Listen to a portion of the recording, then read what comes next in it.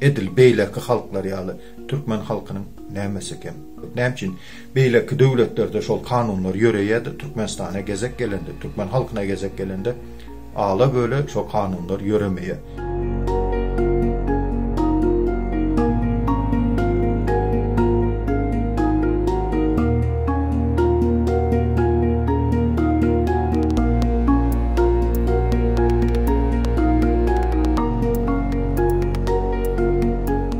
Türkiye devletine gelmemin esası sebebi o yurdun içinde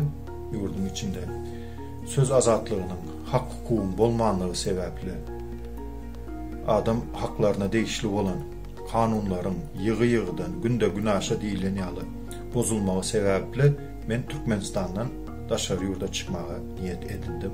Menin islegim, aktivizme yola düşmemin sebebi menin islegim bizim halkımız hem bizim Türkmenistanlı vatandaşlarımız hem edil beýleki döwletlerin halkları ýaly öz konstitusiyon hak hukuklarının dol ýagdaýda peýdalanyp bilmeli. Menin maksadım Türkmenistan'ın konstitusiýasynda we beýleki kanunlar dol ýagdaýda halk üçin işlemegini isleýän türkmen halkym adam şeklinde ýaşasyn. Ine menin maksadım edil beýleki halklar ýaly türkmen halkynyň nämesi eken.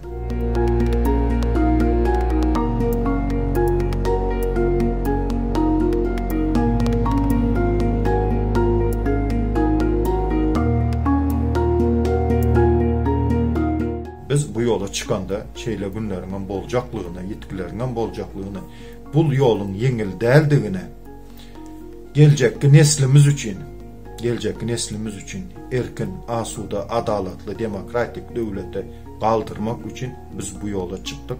Bu yoldan dönmek yok. Korkmagam yok vatandaşlar. Korkmalı değil. Biz bu tayda hiç ile kanuna karşı cinayet iş edemizak. Açın konstitusiýany, okan 42. maddany. Şo taýda konstitusiýa kepil geçen bizim söz azatlığımıza. Konstitusiýa hatta prezident hem tawindir, şol hem boyun eýmelidir.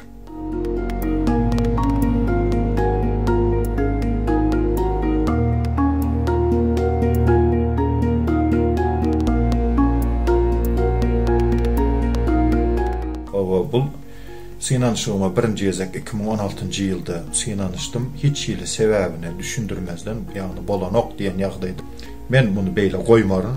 Men Adalet Ministrligine arz ederim. Şeýle eden ettilikler var. Bu niranyň eden ettiligi diýende migrasiýada oturan dejurny, ýagny nowatçy seniň öýüňde suhary känmi diýip soraýar. Seledim. Onu näme üçin soradyň ýaşuly diýsem, sen bar adalata arz et. Bizim döwlet resmi işgärine pitçiňat diýip bizim garşylyklaýyn, ýagny streçne arza bilen bizim çıkarız. Seredeli kim ediňlerler. Şondan soradym, öýüňde suharyň känmi diýip. Ana vatandaşlar, hakyny talap etsem, suharyň barmy diýip soralýar. Bolanok, suharyň barmy? Ana soň şeýle döwletde kimiň islegi var? Şeýle şertlerde ýaşamagy. Hiç bir ýagdaýda öz hak hukugyny kazanıp talap edip bolanak.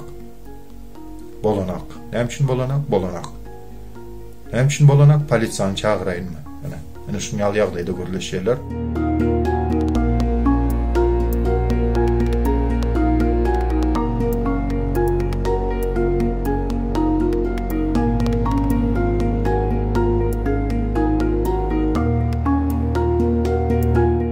Türkmenistanyň prezidenti şol döwürler entek prezidentlige saýlananyna kän wagt geçmende. Üstesine de ýaşy da entek ýaş, iş tejribesiniň hem az bolmagy mümkindir diýen pikir bilen biz şuna hat bilen ýüzlenmeli diýen karara geldik. Şonu makul bildik. Biz hatda şo zatlary beýan etdik. Teklip görnüşinde haýyş bilen hat gowşurmana Türkmenistanyň diplomatik edarasy İstanbul şäherinde yerleşen Gen konsulluğuna bardyk. Türkmenistanyň Gen konsulluğuna bardyk. Häzir çıkıp alarlar diýdi. Biz hem gapa seredip duruz, bar ünsümüz şo gapyda.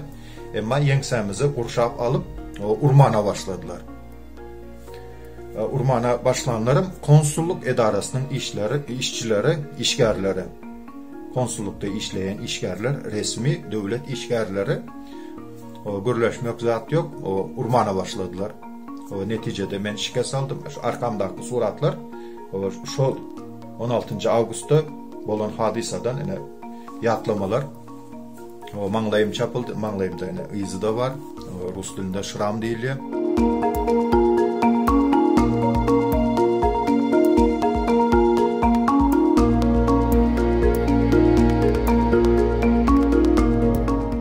Allah murat Hudaý rahmyn videosunu görensiniz şu taýda näqil ýagdaýda o adam urulýar, gynalýar.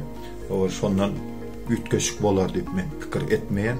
Türkmenistana dolanyp barmak niýetim bar. Emma häzirki rejimde, häzirki döwlet baş tutanlarynyň hökmürawan wagtynda men barjak däl. Sebäbi men baraýan ýagdaýymda diňe gynamalar bilen Türkmenistanyň türmelerinde ýok ediljegine meniň gözüm ýetipdi.